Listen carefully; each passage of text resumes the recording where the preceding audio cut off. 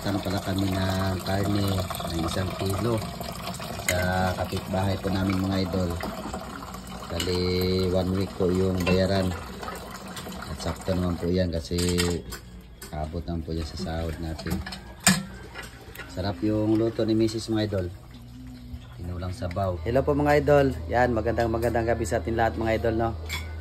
Nagluto pala si Mrs. ng masarap na ulam kasi nga po nakautang po kami sa kapitbahay namin. At maraming salamat pala sa kapitbahay namin mga idol kasi nga po hinatid talaga dito sa bahay namin. Kasi nga po mga idol, nag-utang kami dati, nagbayad naman po kami agad, kaya pinautang tayo ulit. Kasi magaling tayo magbayad. Yun, at pasintabi pala sa mga kapatid natin na hindi mahilig talaga kumain sa ganitong ulam.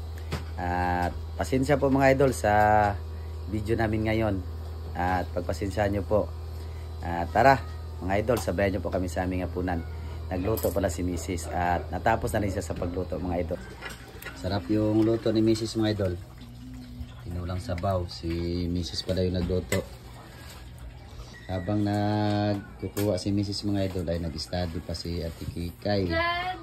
Ayan. Si Ate Gwingwin pala. At ayan, sinandok na ni Mrs. kasi nga po kakain na po sila mga idol. Yan po yung ulam nila. Sabaw. Inuna pala ni Mrs. kinuha yung bahaw mga idol. Kasi sayang din. Ayan. Tayo mamaya na tayo kakain mga idol.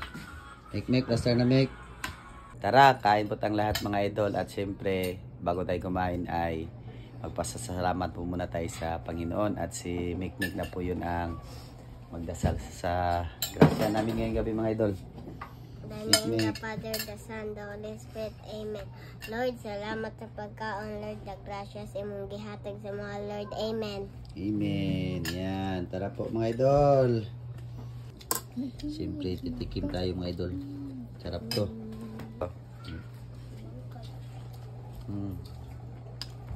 Sarap ng karne.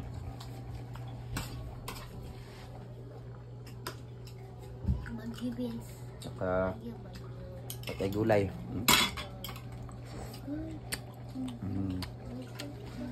Sarap yung luto ni Mrs. mga idol.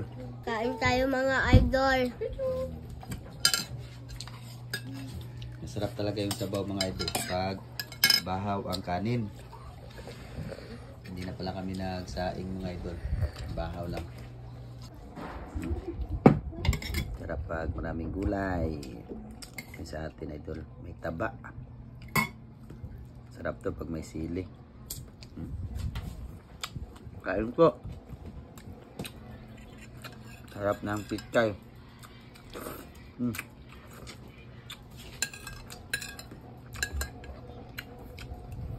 Sarap kumain mga idol pag nagkakamay.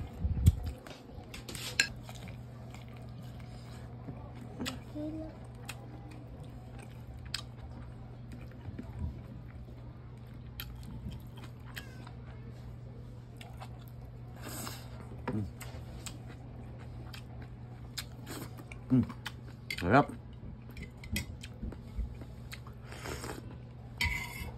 Yun, maraming salamat mga idol sa panonood. Busog lang tayo. Shout out po sa inyong lahat mga idol. Sa lahat po ng OFW, trabador ng Pinas, kagaya ko. Sa sulok man ng mundo, ingat po tayo palagi mga idol. Ngayong panahon ay mag-ingat po tayong lahat. At God bless po sa ating lahat mga idol.